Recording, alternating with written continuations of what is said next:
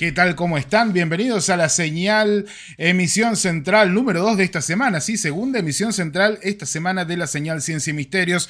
Y esta noche nos vamos a meter con un tema que para mí es muy interesante porque lo hemos tocado profundamente aquí en el canal, pero hay nuevos datos, hay nuevas cosas que están saliendo a la luz. Estamos hablando de este probable, posible, supuesto asedio de objetos voladores no identificados sobre la Marina de los Estados Unidos. ¿Y por qué me parece que es importante, familia señalera, que toquemos este tema? Porque cuando hablamos de defensa de los países, y por qué no también de defensa de Argentina, de Chile, de Uruguay, de cualquier país de Sudamérica y de Latinoamérica, también en Centroamérica y por supuesto en América del Norte, en México, cuando hablamos de la defensa de cualquier país, el espacio aéreo es muy importante, pero el espacio marítimo tiene muchos significados que van más allá de la seguridad y que también tienen que ver con lo económico, con lo comercial, con el normal desarrollo de la vida cotidiana de un país. Y si de pronto vemos que hay aparatos que están saliendo desde el agua y que dan vueltas alrededor de buques de guerra, tenemos que preguntarnos si estos aparatos podrían ser, ¿por qué no?, peligrosos en algún momento. Estas preguntas, obviamente, nos las tenemos que hacer desde un punto de vista de defensa, desde el punto de vista de soberanía también, pero también nos tenemos que hacer estas preguntas desde el punto de vista de la ufología y desde el periodismo mismo. Para el periodismo es muy interesante saber qué es lo que sucede en nuestros espacios territoriales, dependiendo de cada país, y saber por qué de pronto se presentan objetos extraños que van, que vienen, no parecen tener un sistema de propulsión, que no parecen tener una firma de calor detectable y que de todas maneras, sí, de todas maneras están siendo identificados como algo muy extraño. Aquí lo hemos hablado con muchas personas, lo hemos hablado con Avi Loeb, a quien vamos a tener muy pronto aquí en el canal, lo hemos hablado con el doctor Gary Nolan, que fue uno de los postulantes al premio Nobel el año pasado, también aquí en el programa, que forma parte de la Universidad de Stanford y que busca datos sobre los experimentadores y que ha tenido sus propias experiencias, las que nos va a contar en exclusivo para Latinoamérica el 24 de marzo aquí en la señal, así que anda agendándolo. Lo hemos hablado con los integrantes del equipo del portaaviones Nimitz norteamericano que, bueno, de alguna manera se encontraron mano a mano, que son la historia más conocida, que es la del OVNI Tic Tac. Y claro, cuando te pones a ver todos estos datos, cuando hablas con Alexander Dietrich, que fue una de las pilotos testigos del OVNI Tic Tac, cuando hablas con Gary Burgess, que fue en el USS Princeton, uno de los primeros en detectar estos aparatos en las costas del Pacífico de América del Norte, tenés que preguntarte qué es lo que está sucediendo, pero sobre todo te tenés que preguntar más si comienzan a aparecer algunos datos altamente clasificados que hablan de detecciones de objetos como el Tic Tac en el año 2021. Esto parece que no ha terminado. Mientras que el evento original del Tic Tac sucedió hace ya más de 20 años, en 2021 ya estamos viendo que hay más datos y documentos desclasificados que te voy a mostrar aquí ahora respecto a estos extraños objetos alrededor de los barcos de la Marina de los Estados Unidos. Y tomamos la Marina de los Estados Unidos no porque tengamos algún tipo de preferencia por la Marina de los Estados Unidos, sino porque como han desclasificado material, ellos sí, los tenemos que tomar como caso testigo. Entonces, en este caso testigo, esta noche vamos a conocer exactamente por parte de los protagonistas qué es lo que se vio, qué es lo que encontraron, cómo se podría analizar, y también vas a ver este nuevo documento secreto desclasificado gracias a John Greenwald Jr., que lleva el sitio de blackbolt.com y que ha logrado otra vez un documento desclasificado que es muy, pero muy importante para comprender qué es lo que está sucediendo y para que vos veas veas también en tu casa y que le puedas contar a tus vecinos, a tus amigos, a las personas que conoces, que el tema de los ovnis no es un tema de locos, no es un tema de chalados que van por allí contando historias que no tienen sentido, pero además de esto también es un tema muy importante y esto va a tomar especial preponderancia en los próximos meses, familia señalera. Es un tema muy importante para nuestros departamentos de defensa.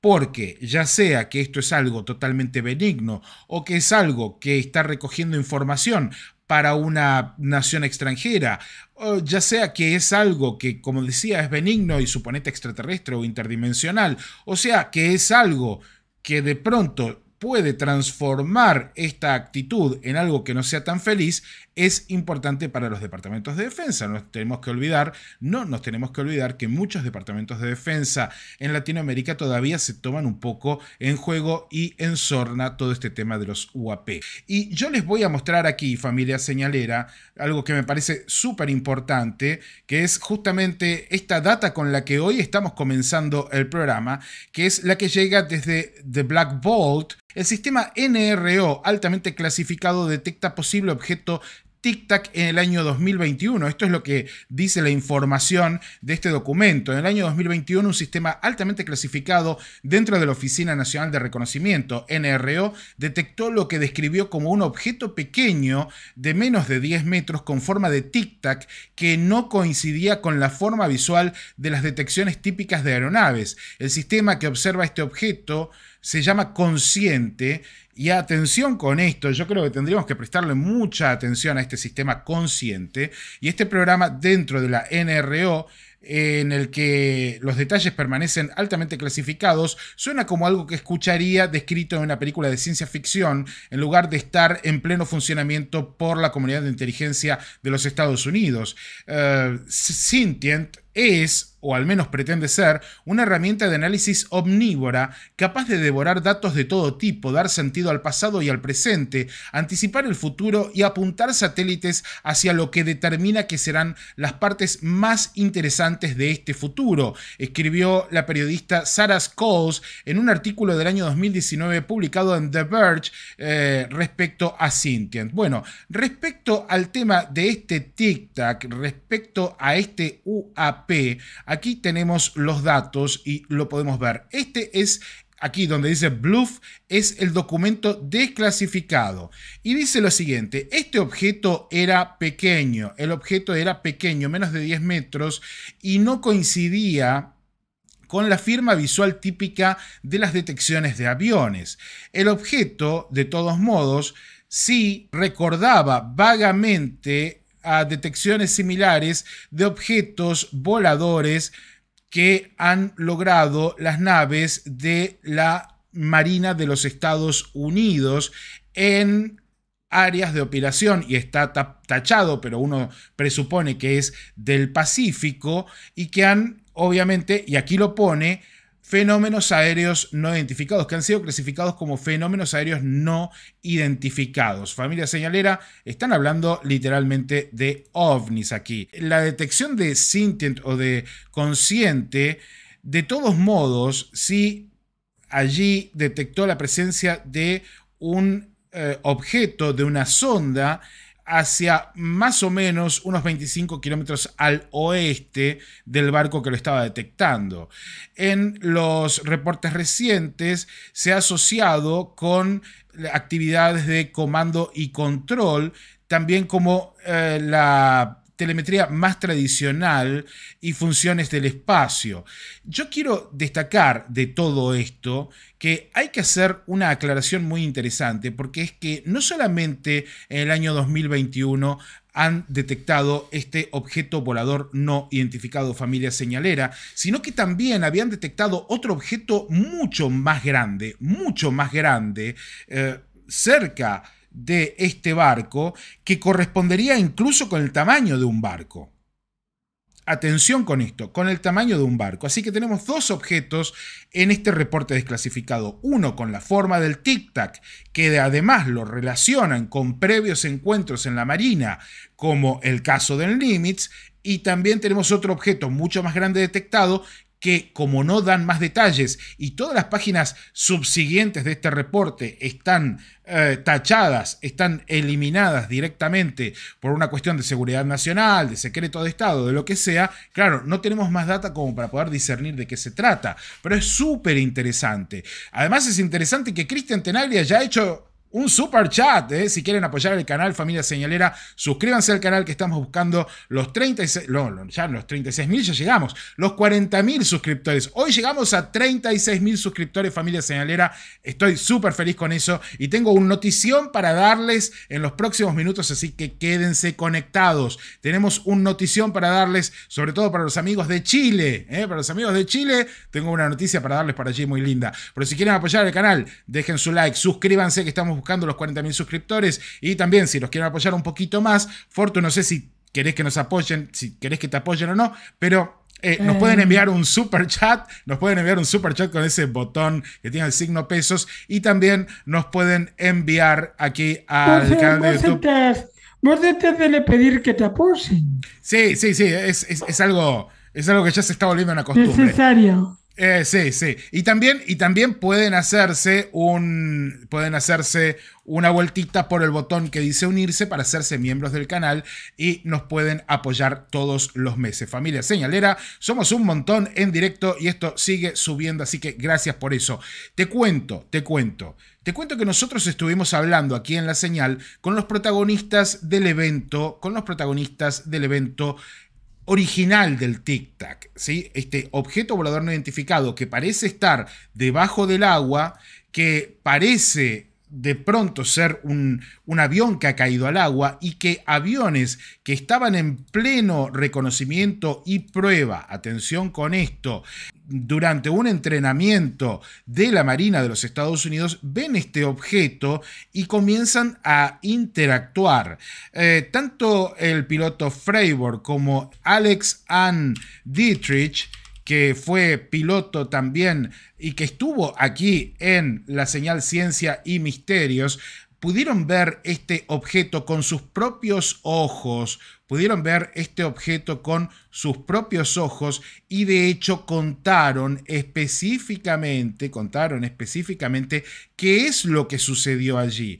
Lo contaron aquí en La Señal Ciencia y Misterios, sobre todo Alex Ann Dietrich, que la tuvimos de invitada, pero no solamente Alex Ann Dietrich habló con nosotros y nos contó la historia, sino que también Gary Burgess, que en ese momento, en ese mismo instante, estaba en el USS Princeton y que pudo ver estos objetos antes de aquel día. Y atención con esto, pudo ver estos objetos Gary Burgess desde la cubierta del USS Princeton. Nosotros nos metemos con el primer corte de Gary Burgess contándonos qué era lo que veían en aquel momento cuando sucedió, en los días previos a que suceda el incidente del Tic Tac en el USS Nimitz.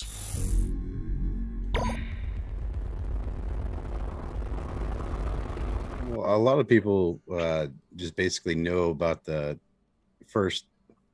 only thing they really know about it. Mucha gente solo sabe acerca del momento en el que interceptamos estas cosas, pero yo de hecho los vi 7 días antes de la intercepción. Mi trabajo sobre el USS Princeton consistía en ser técnico del sistema Aegis y también como técnico del CEC. Yo manejaba todas las consolas y los sistemas de uno de los radares espía, así como todos sus sistemas de control, lo que básicamente significa que estaba a cargo de un sistema de armas de $1 billón.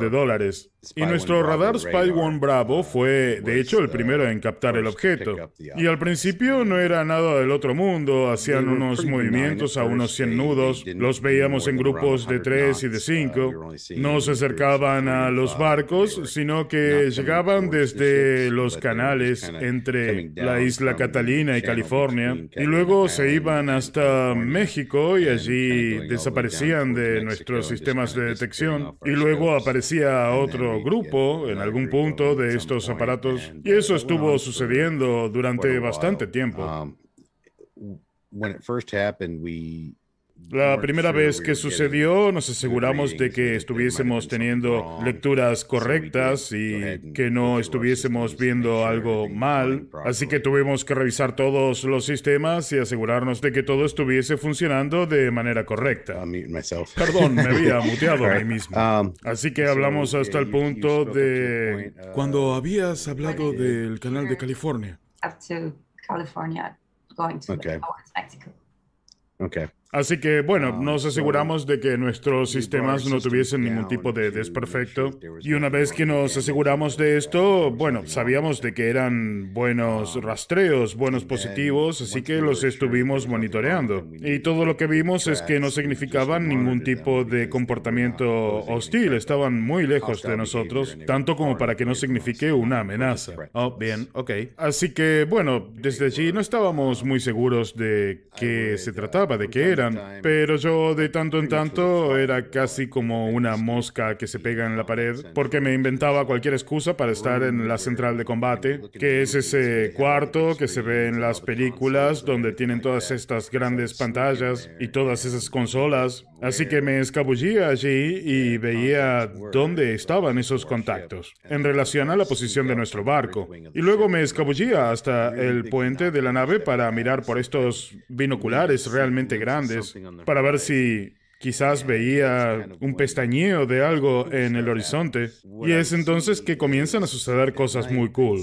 Lo que veía era, de noche, básicamente una luz. Honestamente no era muy significante. Podía ser un barco en el horizonte, podía ser cualquier cosa. Y luego, durante el día, realmente no se ve absolutamente nada. Pero yo sé que vi algo realmente único cuando de pronto una luz blanca de pronto se fue directamente hacia arriba y luego bajó y se fue recto hacia la derecha y recto hacia la izquierda para luego simplemente desaparecer, lo que probablemente significa que se alejaba de mí a una tremenda velocidad. Y allí fue cuando comencé a preguntarme qué es lo que realmente estamos rastreando. Y la primera vez que sucedió, de hecho bajé hasta el centro de comando para verificar de que ellos también lo habían perdido en el rastreo. Así que verifiqué con mi propio reloj la hora y sí, ellos habían perdido el contacto en el mismo momento que yo lo había perdido. Y cuando digo que aquello se alejó, no hablo de, ya sabes, un auto que se enciende y se mueve. Eso se movía tan rápido que de hecho le tomaba a mi mente un segundo darse cuenta de que se estaba moviendo realmente. Eso simplemente desaparecía y de pronto te dabas cuenta de que, bueno, se fue. Eso más o menos estuvo sucediendo durante varios días. Y en cierto punto, bueno, sabes, yo tengo un rango muy bajo dentro del barco, así que no soy invitado a las grandes reuniones o a los momentos en que se toman las decisiones, pero de pronto un muchacho con el que trabajaba me dijo, hey, lograron interceptarlos y llegamos a verlos. ¿Quieres ver el video? Y yo le dije, ¿sí? ¿Y ese es el video que vimos todos o viste algo más? Bueno, el tema es que fuimos a un espacio seguro, porque el tema es que los sistemas de computadoras en el barco tienen un lado desclasificado en las computadoras y al mismo tiempo tienen otro clasificado en el que tienes que loguearte con una clave de seguridad. Así que del lado clasificado sacamos este video y para ser sincero, la primera vez que lo vi me quedé aturdido. Estaba viendo algo que era un aparato volador, estaba allí volando. Y, sabes, la primera impresión es, ¿qué es esto? Por supuesto, tienes que procesar que es real, que es lo que estás viendo. Y la segunda vez que lo vi completo, este video, porque, sabes, la duración original era de unos 10 minutos. Bueno, viéndolo por segunda vez, allí comencé a tener unas impresiones más acabadas de lo que estaba observando. The original length was around 10 minutes. And you watch it, and that's when you start getting impressions on what you're looking at.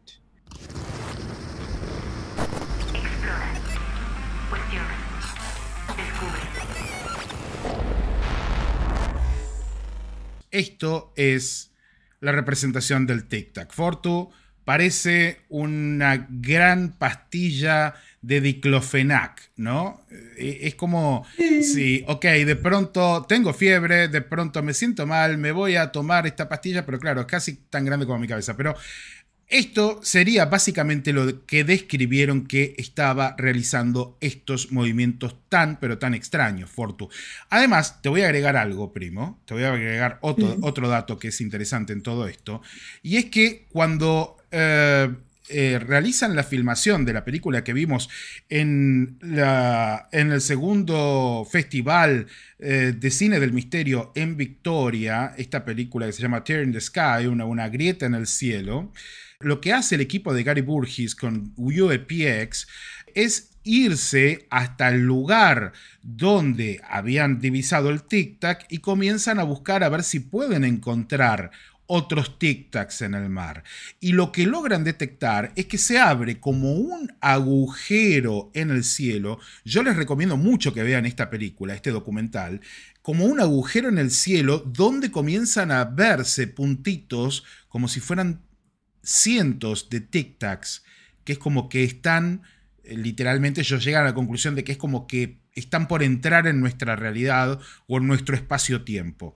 Además de esto, lograron una filmación muy interesante donde se ve tic-tacs que van cayendo, o sea, que van como descendiendo a gran velocidad sobre el mar. Y ahora tenemos a Burgess también en otras declaraciones hablando de cómo los tic-tacs caen al mar. Pero además de todo esto, Fortu, te quiero contar que este nuevo incidente de tic-tacs, otra vez estamos hablando de un nuevo incidente de un objeto tic-tac alrededor de la marina. Por eso la pregunta es, ¿estos aparatos asedian a las marinas del planeta? Habría que preguntar en nuestros países si hay registros de esto en los mares, en Argentina, en Chile, en Brasil, en Uruguay, en Paraguay, en Ecuador, en Venezuela, en Honduras, en todos nuestros países de América Latina, en México. Tendríamos que preguntar a nuestros marines si hay detecciones de estos aparatos alrededor de los barcos. Y en este año 2021, el 6 de mayo de 2021, ocurre la detección de este objeto volador no identificado de vuelta por parte de la NRO.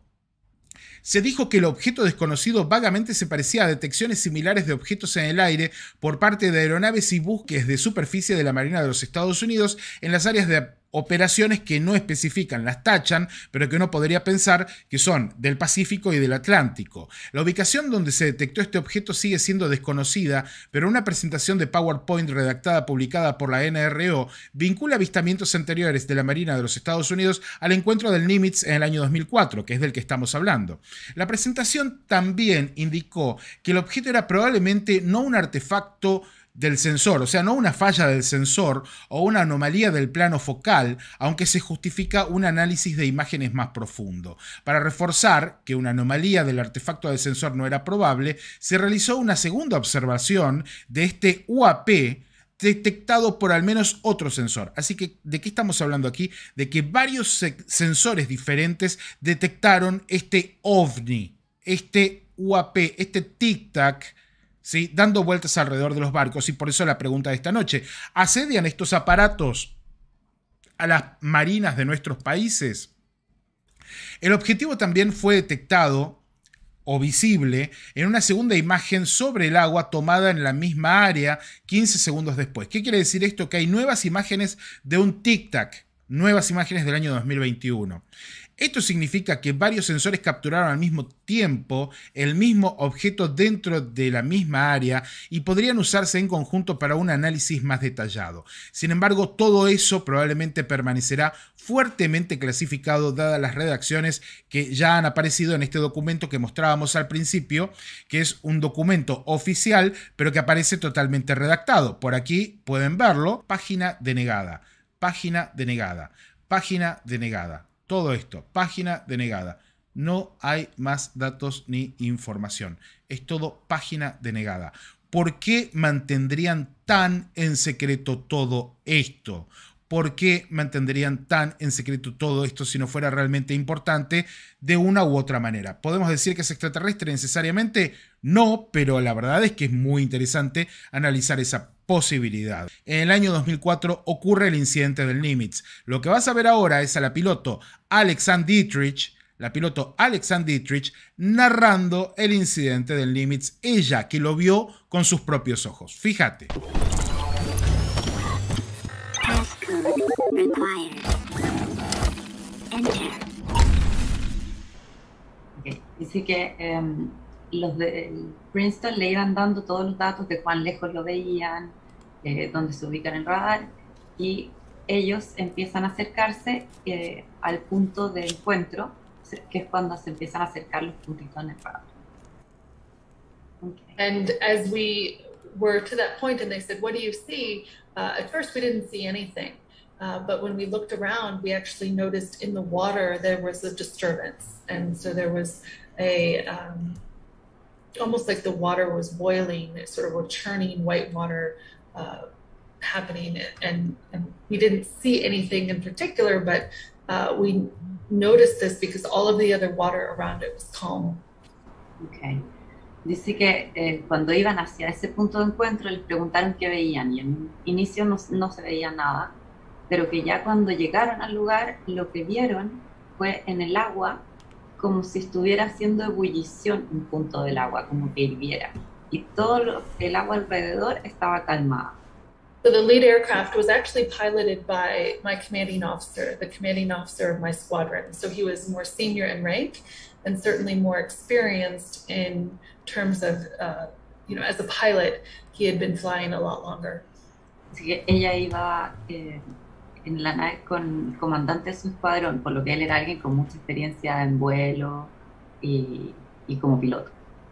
And he is also a typical cocky fighter pilot. So he, as soon as he saw something coming across this or near this white water, he started to track it, started to follow it, and engage with it. So that's where we would say that you,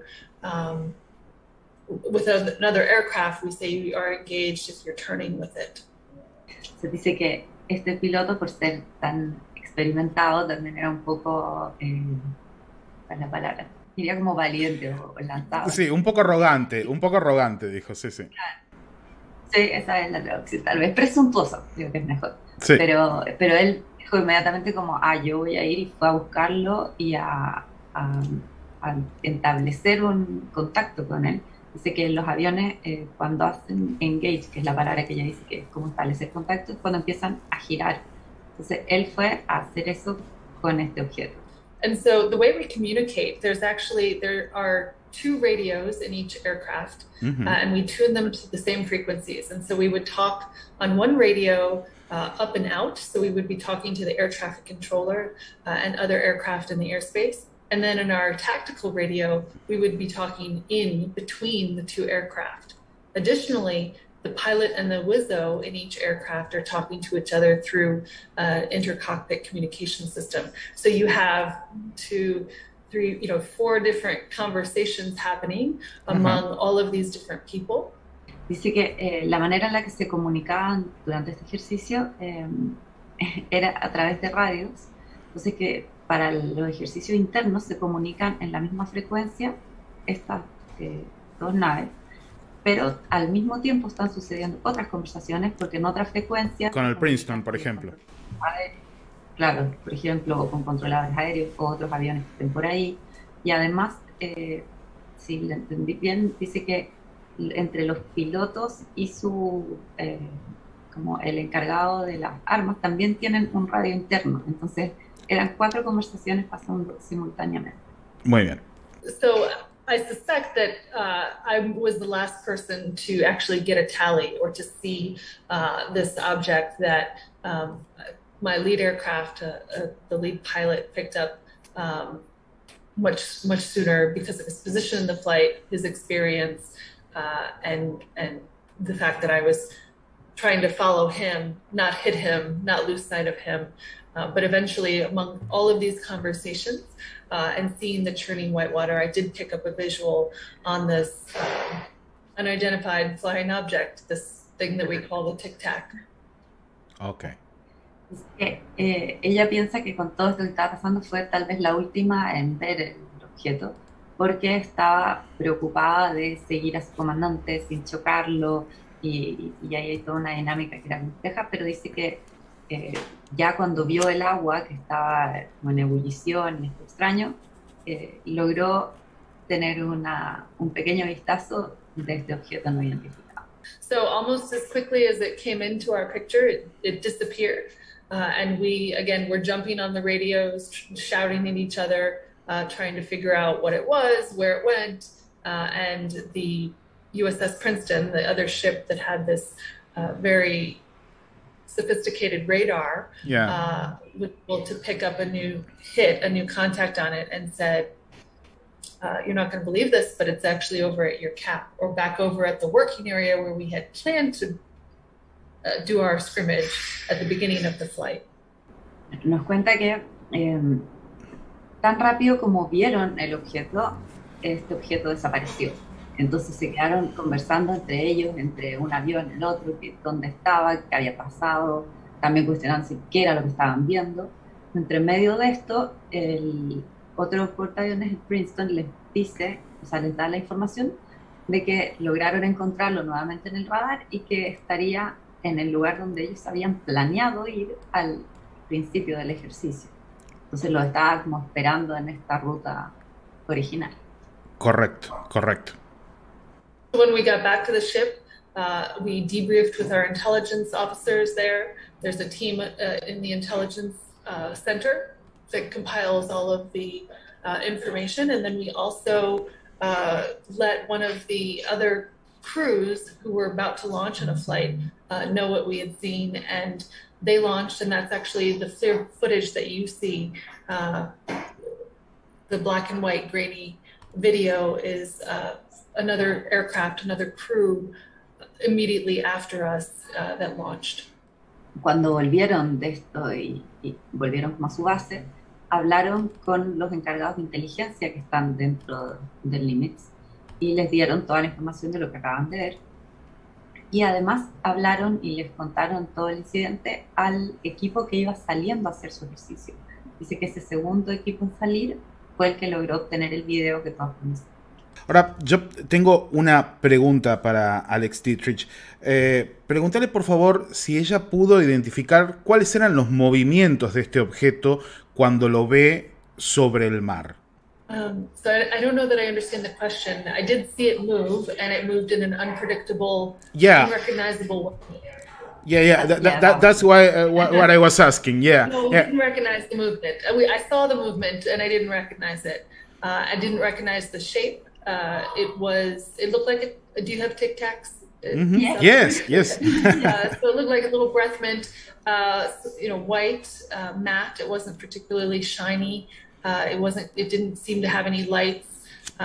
It was daytime, so even our aircraft you wouldn't see lights, but it didn't have wings. It didn't have rudders and ailerons and stabs and all of the things that we look for on an aircraft to see how it's maneuvering, and no visible propulsion or smoke trail or any sort of exhaust plume or anything like that. So we're used to, our eyes are calibrated to seeing aircraft and noticing these details and using those details to predict, so that we can then take advantage of angles and maneuvers. Okay. And it didn't have any of that. Okay. Dice que ella vio, en cuanto al movimiento, dice que sí lo vio moverse, pero que vio un movimiento que no reconocía, absolutamente extraño. Y dice que la forma era como las de los Tic Tacs que conocemos, el dulcecito blanco de un color mate, que no tenía ningún tipo de forma, alas, sistema de propulsión, ninguna de estas características que solemos buscar al mirar objetos en el cielo. O sea, de hecho ella dice que como pilotos están acostumbrados a buscar estos detalles para hacer las maniobras que correspondan. Entonces aquí se fijó y no había absolutamente nada.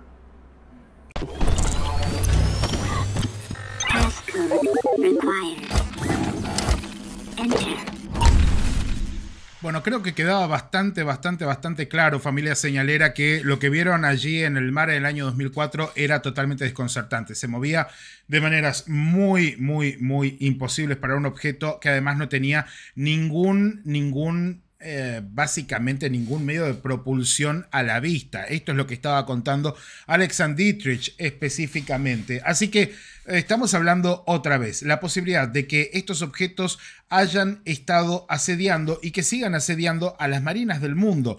Tenemos que preguntar, esto es algo que es necesario, nuestros ministerios de defensa tienen que también hacerse cargo de estos temas, porque seguramente hay muchos datos dando vueltas por allí, no pueden seguir mirando para el costado, tienen que hacerse cargo. Gary Burgess seguía hablando de lo que sucedió en Nimitz y quiero que prestes atención porque salen muchos datos jugosos respecto a esto.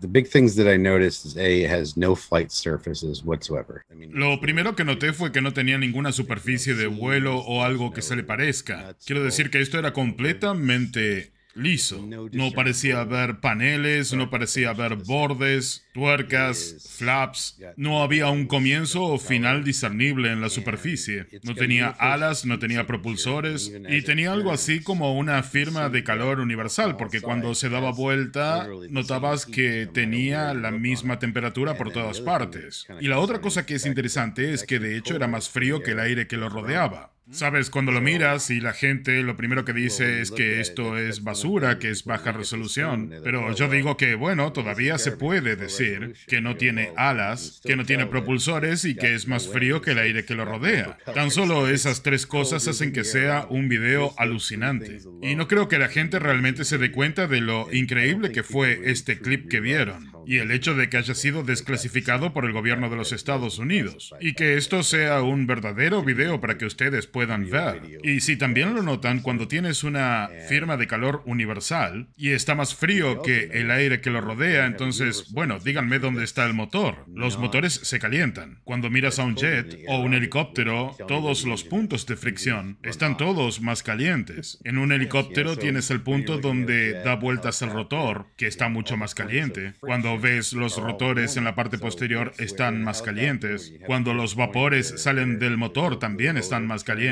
El motor mismo está caliente. La gente que está dentro del vehículo está caliente. Come out where the mufflers come out of the engines.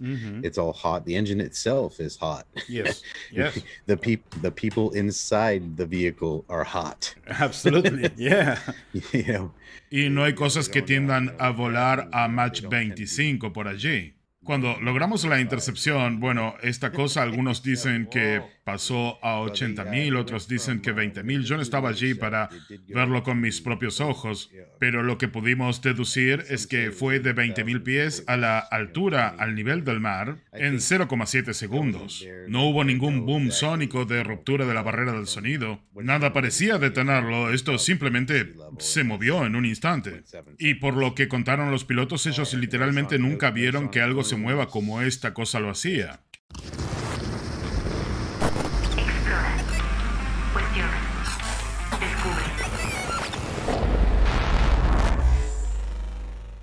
Bueno, vemos algunos datos que son súper interesantes, súper interesantes. Iván, por ejemplo, Mach 25. Estamos hablando de Mach 25. Estamos hablando de un objeto que estaba a 20,000 pies y que de pronto, disculpen, que de pronto baja hasta el nivel del mar en 0,7 segundos. O sea, en milésimas de segundos descendió 20,000 pies sin mosquearse. Pero además, aquí Antonio Kovacevic, que gracias por ese super chat, Antonio, gracias de verdad otra vez, pregunta y dice, entendí mal, después de que lo perdieron de vista, el portaavión lo detectó en el lugar donde ellos habían planeado ir. Es decir, estaban al tanto de las maniobras, el tic-tac dentro del tic-tac, o el tic-tac estaba al tanto de las maniobras, tal cual como entendiste. Esto sucede con esta dinámica.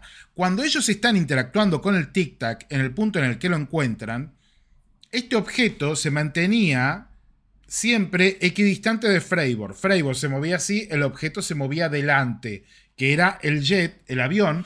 Voy a tomar un jet de aquí de la vitrina para hacer, no es el mismo avión, ¿no? Pero para hacer la mímica completa, para que lo puedan ver, el avión se mantenía tratando de llegar al objeto y el objeto siempre se mantenía en la misma posición. Era como que jugaba. Si el avión viraba, de pronto el objeto viraba con el avión. Si el avión volvía, el objeto volvía. De cualquier manera, el objeto parecía estar jugando con ellos. Cuando el objeto de pronto se va del lugar y los deja solos, y los deja absolutamente solos, lo que hace es que en segundos recorre una enorme cantidad de millas para regresar al punto de control donde ellos habían comenzado el entrenamiento.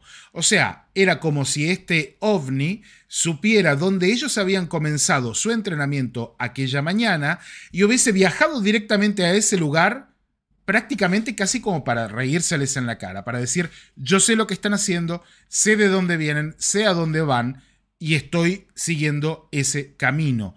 Algo que es muy interesante, porque también lo encontramos en algo más pequeño. Y atención con esto, atención con esto. Cuando estuvo con nosotros aquí el antropólogo que hace los Calingasta X-Files, Diego, nos contaba que en uno de sus encuentros con estas luces en Calingasta, lo que hace la luz es huellearlos. Ellos estaban acompañados por un paisano, por un vaqueano, que dice, miren, nos están huelleando. ¿Qué quiere decir esto? Que estaba siguiendo todo el camino que ellos habían hecho a caballo. Esta luz que había salido de la tierra estaba siguiendo todo el camino que ellos habían hecho a caballo, como si los estuviera rastreando. Bueno, algo muy parecido vemos con el incidente del Tic Tac, que es como si los hubiese estado rastreando porque se va al lugar donde ellos habían aparecido. Entonces, muy extraño. Muy extraño. No sé, Iván, vos qué pensás de todo esto, pero al día de hoy sigue siendo tremendamente extraño, por eso para mí es uno de los mejores eventos y mejor registrados de la historia de la ufología. No, sí, ni hablar. A ver, volviendo a lo que decía de bajar a Mach 25 y entrar al agua como si nada, imaginémonos que un avión, no sé, comercial, por decirte, que son por ahí accidentes que hemos conocido lamentablemente, que ni siquiera, no sé a qué velocidad pueden llegar, no sé si en 900 kilómetros por hora, por ejemplo. 800 kilómetros por hora, imagínate que se estrellan contra el océano y se parten en 1000 pedazos, no me quiero imaginar a Mach 25 y tener la capacidad de entrar al agua. Esa otra cosa que quizás me hubiera gustado saber de esa entrevista de Alexander Dietrich, si ellos vieron cuando entran en el agua en algún momento, si hay alguna especie de salpique del agua, ¿no? O es algo que entra directo, por ejemplo. Ella lo que decía es que al principio, cuando estaban viendo esta manifestación del ovni que estaba saliendo del agua, lo primero que vieron fue como que el agua hervía. Ella decía, water looked like it was boiling. ¿Sí? Lucía como que estaba hirviendo. Por eso ellos al principio piensan que con lo que se encuentran es con un accidente de algún avión que había caído al agua y que se estaba hundiendo en realidad, y que ese burbujeo que veían era en realidad el oxígeno que estaba escapándose del avión mientras se hundía. No. Era el Tic Tac que estaba por salir del agua. O sea que por lo visto sí salpicó. Pero sería muy interesante saber cómo sería el pase de un medio a otro en esa velocidad impresionante, entrando al agua. Hay un choque, hay una fricción, digamos, entre el objeto y el agua. Me parece inimaginable, no me lo puedo imaginar, sinceramente, a esa velocidad, cómo sería el choque contra una masa del agua, con una masa como la del océano, ¿no? Debería ser una explosión directamente. No me lo puedo imaginar realmente. Nos vamos a meter con otra parte de la historia. Aquí le preguntamos a Gary Burgess si él piensa que esto puede ser una amenaza, porque es una pregunta que también nos tenemos que hacer. ¿Estos objetos pueden ser una amenaza? Bueno, fíjense.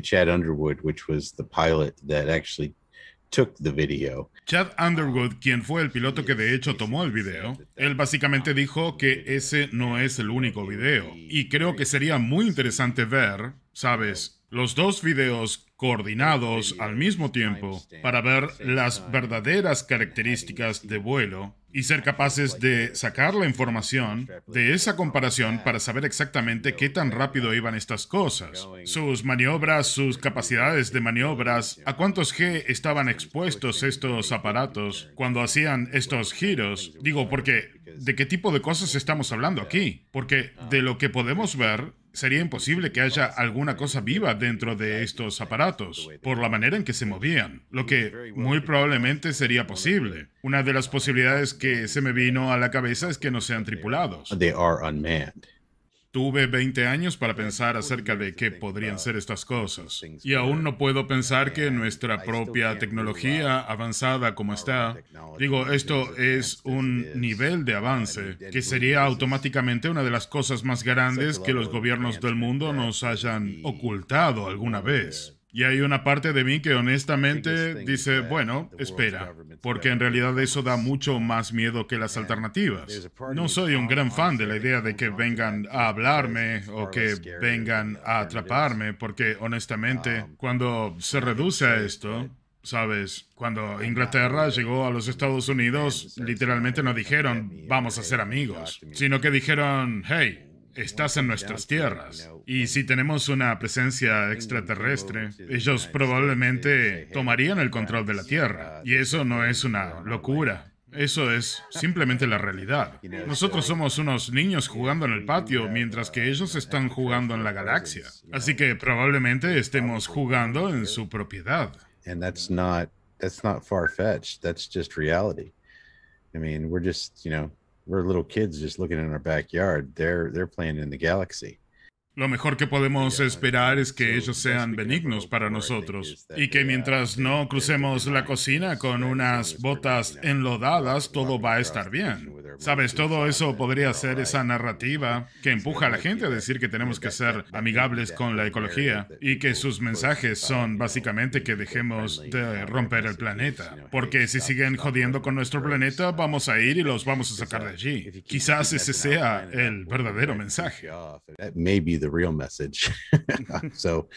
Así que por las dudas soy un gran fan de hacerme cargo de los lugares. Y la verdad es que no sé si me da más miedo o es mejor que sea nuestra tecnología, porque si es nuestra tecnología es algo que nos han ocultado y que es muy importante.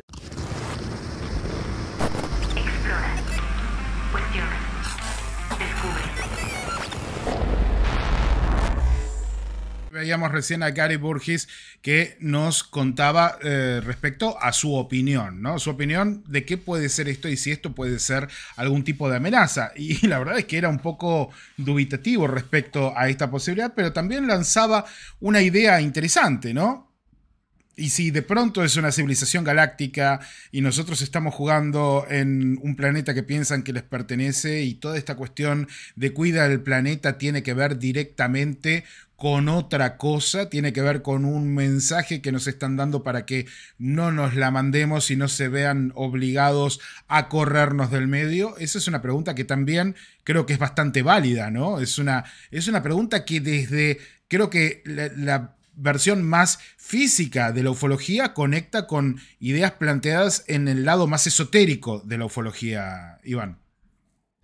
Sí, tal cual. De hecho, también creo que es la pregunta que... no sé si la premisa por lo menos que nos hemos planteado siempre, que están, dando vueltas, vigilando a ver si nos, como dice él, si nos hacemos caer nuestro mundo y quizás de a poco tener la posibilidad de caer otros mundos afuera. Nos metemos con la última parte de la entrevista de Gary Burgess, ¿sí? Que creo que es súper interesante ver lo que él nos cuenta respecto al OVNI Tic Tac. ¿Podría ser un aparato violento de reconocimiento? Lo vemos aquí en la señal. Prestar atención. No creo que los Tic Tacs sean... pienso que son completamente benignos. Pienso que solo están haciendo reconocimiento, que están recogiendo datos. Y pienso que no están armados y que no son tripulados. Pienso que depende de lo que estemos viendo porque tenemos diferentes modelos, diferentes formas, diferentes personas con diferentes experiencias. Y de ningún modo puedo decir mucho porque no he visto otra cosa que los Tic Tacs. Así que eso es de lo único de lo que realmente puedo hablar. Pero en mis ideas tengo que considerar que hay otros tipos de formas y las formas tienen que ver con las funciones. Así que si luce como algo que te puede atacar, seguramente lo sea. Si luce como una nave de reconocimiento, probablemente lo sea. Sabes, una pequeña cosa oval o con forma de tic-tac no es muy impresionante hasta que miras lo que realmente está haciendo. Pero pienso que esto no está tripulado y que es solamente para reconocimiento. I feel like it's unmanned and it's just for reconnaissance. Explora. Cuestiona. Descubre. Yo les decía que les tenía una sorpresa y resulta que es el de un señor que dice que no solamente trabajó en el Área 51, sino que fue el primer piloto que probó un objeto desarrollado a partir del objeto caído en Roswell, que tuvo un accidente y que se quebró, se destrozó las piernas en esto. ¿Puede tener algo de verdad? ¿Puede tener algo de realidad? Bueno, en las próximas semanas voy a tender un poco más las redes respecto a la historia del señor Miller, pero me parece muy interesante que lo veas esta noche. Vamos con eso. Hello, my name is Robert Miller. Hola, mi nombre es Robert Miller. La razón por la que estoy grabando este video es porque tengo que sacar esto de mi conciencia. Lo que voy a decir es algo que ni siquiera le he dicho a mis parientes más cercanos. Mi madre lo había hecho, pero nunca me preguntó directamente. Y después de hacer este video, viviré huyendo por miedo a nuestro gobierno, porque van a tratar de cazarme, para que no pueda revelar nada más a nadie. Es por eso que pretendo contarte todo en este video, lo que puedo recordar. Estoy viejo, el público necesita saber esto. Algunos de los descubrimientos y logros más sorprendentes de la humanidad se les están ocultando. Y eso no está bien. Mi historia comienza cuando era niño. Crecí en un pueblo en el sur de Nevada. Mi papá era ingeniero aeroespacial. Recuerdo que siempre trabajaba hasta tarde. Nunca pudo decirnos a qué se dedicaba. Mi mamá siempre me decía que no le preguntara al respecto. Me enseñó a volar a una edad temprana. Fui piloto con licencia a los 15 años. Y cuando tuve la edad suficiente, entré en el cuerpo de marines como piloto. Una cosa llevó a la otra y pronto fui considerado uno de los mejores pilotos de infantería de marina. Y en este momento ya tenía 28 años. Estaba pensando en dejar el cuerpo de marines. Tal vez encontrar un trabajo en casa, formar una familia. Y eso fue hasta que recibí la carta. Recuerdo que decía clasificado, solo a la vista en el sobre. Y el único nombre que aparecía era el mío, Robert Miller. Abrí la carta en privado. Decía que estaba calificado para un puesto de alto secreto, como piloto de pruebas, en una instalación de pruebas. Pensé, buenísimo. También decían que un avión me recogería en el aeropuerto de Las Vegas a las 3 de la mañana para llevarme allí. Así que volamos allí en medio de la noche, y 2 hombres con trajes negros me escoltaron hasta un edificio subterráneo. Fue construido en la ladera de una colina, y sí, los hombres de negro son reales. Créeme, son reales. Recuerdo recorrer largos pasillos con puertas a cada lado. Bajamos varios tramos de escaleras. Debe haber sido bajo tierra en ese punto. Me hicieron pasar una pequeña habitación con una cama individual y un escritorio. Luego me dijeron que aquí es donde estaría los próximos 2 meses. Dentro de la habitación había una cama pequeña, un escritorio y algunas pesas para hacer ejercicio. Antes de darme la oportunidad de decir que no, los hombres se fueron y cerraron la puerta. No puedes oponerte a esta gente. Tienes que cumplir pase lo que pase. Miré dentro de uno de los cajones del escritorio y había un folleto titulado Trabajando en Groom Lake o algo así. Me senté en la cama y comencé a leerlo. Mencionó que había 1.200 empleados trabajando en la base de alto secreto y el público no sabía que existía. Afirmaba que la base también se conocía con el nombre de Área 51. Decía que la única forma de conseguir trabajo en el Área 51 era ser invitado por personas internas. Supuse que mi padre me invitó. Y aquí es donde él había estado trabajando cuando yo era niño. Se había retirado hacía mucho cuando llegué aquí y no estaba seguro de lo que me esperaba ahora. Aproximadamente 1 hora después, los hombres que vestían de negro abrieron la puerta y me dijeron que los acompañara. Recuerdo que los pasillos eran largos con tubos muy oscuros. Me subieron a un par de tramos de escaleras y me llevaron a otra habitación. Me dijeron que me sentara frente a ellos en una mesa y luego continuaron explicando por qué estaba allí. Me dijeron que iba a ser piloto de pruebas de una nueva tecnología. Esta tecnología no fue desarrollada por humanos, explicaron. Que hayan descubierto restos de una nave en 1947. ¿Te suena de algo? Y le habían hecho ingeniería inversa y yo iba a ser el primero en pilotarlo. Además, me amenazaron de nuevo. Si le decía a alguien, incluso a mi familia, habría consecuencias nefastas para todos. Les pregunté cuál era el origen de la nave que habían encontrado y si realmente pensaban que era de otro país. Y me dijeron que no era de este mundo y que los seres que lo diseñaron eran extradimensionales. Dijeron que los seres todavía estaban vivos y estaban siendo mantenidos en un lugar no revelado, en una instalación. Mi primer vuelo de prueba iba a ser a la mañana. Me desperté temprano al día siguiente, esperando más instrucciones. Un hombre llamó a mi puerta y me llevó a una gran cafetería, donde desayuné con otros pilotos de prueba. Conocí a otras personas en la base. Cada sección de la base estaba muy compartimentada. Solo te reunías con personas que estaban haciendo trabajos similares. Luego me llevaron a una habitación en la que me dieron el equipo necesario para pilotar la nave. Mi traje de vuelo. Un equipo de científicos vestidos con trajes blancos lo midió, hizo muchas pruebas. Luego me dejaron solo en la habitación alrededor de 1 hora o 2. No podía decirlo, no había relojes ni nada allí. De todos modos, me puse el traje y me escoltaron a un gran depósito y entonces lo vi. En medio de este depósito había una gran nave con forma de disco de unos 50 pies de punta a punta, de borde a borde. Había una cúpula transparente en la parte superior. Supuse que allí era donde iba a pilotarlo. Los ingenieros me dieron su opinión, explicándome cómo funcionaba la nave. Era alimentada por un reactor de antimateria. Un ingeniero me dijo que el reactor producía explosiones de una energía densa que podía generar agujeros de gusano y hacer que la nave viajara casi a la velocidad de la luz. Luego dijeron que mi vuelo de prueba se iba a retrasar hasta el día siguiente porque tenían que explicarme todo lo que necesitaba saber para poder pilotar esa cosa. Ahora me estoy saliendo de lo que puedo recordar.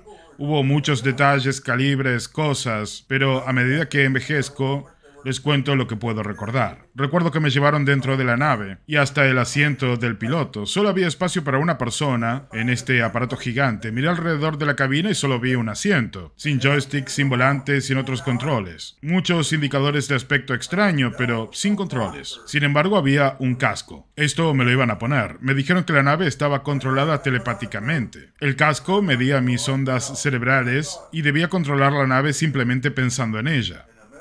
Después de una noche dura tratando de dormir pensando en esto, llegó la mañana y finalmente llegó el momento de hacer mi primer vuelo de prueba. Sacaron una lona y ordenaron a todos los que trabajaban en la base que entraran. Querían mantener al mínimo a todos los que no supieran sobre esta tecnología secreta. Las únicas personas de fuera que presenciaron el vuelo fueron algunos científicos, ingenieros y controladores de tráfico aéreo en una torre. Yo estaba usando el traje que me dieron y después de que todos se metieron adentro, quitaron la lona y me dijeron que era el momento. Había muchas cámaras frente a esta nave. Subí solo por la escalera esta vez, a la cabina, si se puede llamar así. Me puse el casco, lo conecté, el control de tráfico aéreo me dio la autorización y era hora de despegar. Me dijeron que imaginara que la nave comenzaba a flotar del suelo, pero ya sabes, no funcionó de esa manera. En cambio, tuve que imaginarme que yo era la nave, como si fuera parte de ella, y comencé a pensar en mí mismo, flotando en el aire. Y sentí unas vibraciones del reactor de antimateria debajo de mí. Y ahí fue cuando comenzó a encenderse. En 10 segundos la nave despegó del suelo. Y yo estaba volando.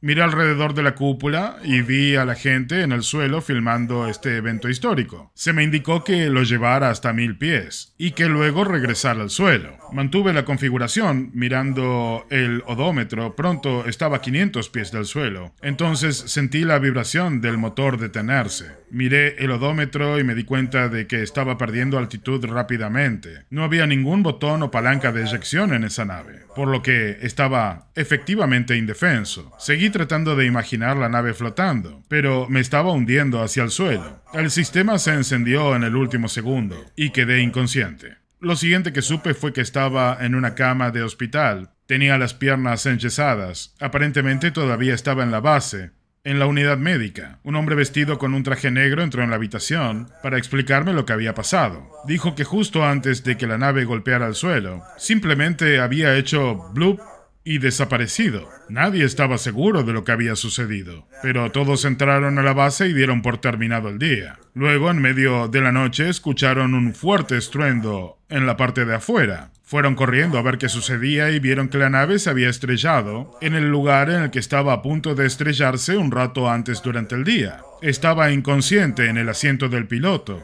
Tenía las 2 piernas destrozadas. Los científicos habían planteado la hipótesis de que la nave había viajado en el tiempo, a un punto en el tiempo, varias horas después. Dijeron que me iba a ir a casa pronto, debido a la alta médica porque mis piernas estaban destrozadas. Me hicieron firmar algo de alta confidencialidad, declarando que desde la primera reunión no le diría nada a nadie.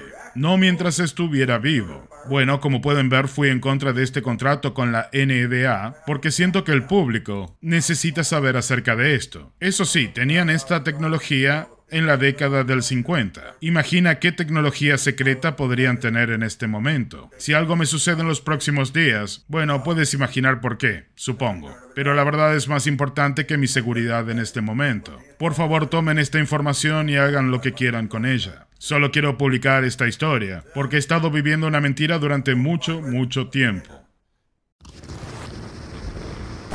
Explora. Cuestiona. Descubre. Muy bien, familia señalera, estamos en directo y acabas de ver la historia del señor Miller, que la verdad es que no tengo ninguna manera de decir si puede llegar a ser real o no. Redondeando el tema del tic-tac y del asedio, como habrán visto, de ninguna manera se corresponde la aparición de estos aparatos con objetos voladores conocidos o que por lo menos tengan algo que ver con lo que conocemos. Así que de esta manera, insisto con el tema de que es muy importante que le pidamos a nuestros departamentos de defensa que se revisen estas cosas, y que tengamos datos certeros de lo que sucede también en los mares. Así que gracias por eso. Le quiero agradecer también a nuestro querido amigo Carlos Alberto Sarmentero, que dice: no, ni afloje, Fer. Nosotros sabemos la seriedad y empeño de cada misión. Gracias, Carlos, y gracias por ese super chat de allí. Fernando Damasceno también envía un super chat que dice: este relato lo conozco hace mucho tiempo, Fer, y creo que algo de eso es real. Sos un crack y terrible problema, como siempre, crack. Gracias, Fer. Sí, esto tiene 5 años, esta entrevista en internet. La verdad es que es una entrevista muy extraña. Yo tiendo a no creerle a este señor demasiado, pero hay cosas que han sido más raras y después se terminaron confirmando que eran medianamente reales. Así que tendríamos que dejarlo por allí. La última sorpresa. Este 18, voy a estar 17, 18, 19 y 20. Voy a estar en Chile. La semana que viene les voy a mostrar bien toda la promo y todo lo que estamos armando. Pero voy a estar en Chile en un Congreso de Objetos Voladores No Identificados. Sí, donde en Melipilla, en el segundo conversatorio de ufología, allí vamos a estar con Rodrigo Fuensalida en Melipilla, el viernes 17 y el sábado 18 de marzo, con entrada totalmente gratuita en el segundo conversatorio de ufología en Melipilla, en Chile. Así que, bueno, por primera vez voy a ir a otro país a dar una conferencia. Espero que no salgan corriendo, que no se asusten demasiado y que todos podamos disfrutarlo mucho. Familia señalera, larga vida y prosperidad, sean muy felices. Nos vamos a ver en directo la semana que viene. Espero que ya con todos estos problemas solucionados, y espero que dentro de todo hayan disfrutado un poquito de este acto fallido que ha sido este programa de hoy. Nada, descansen.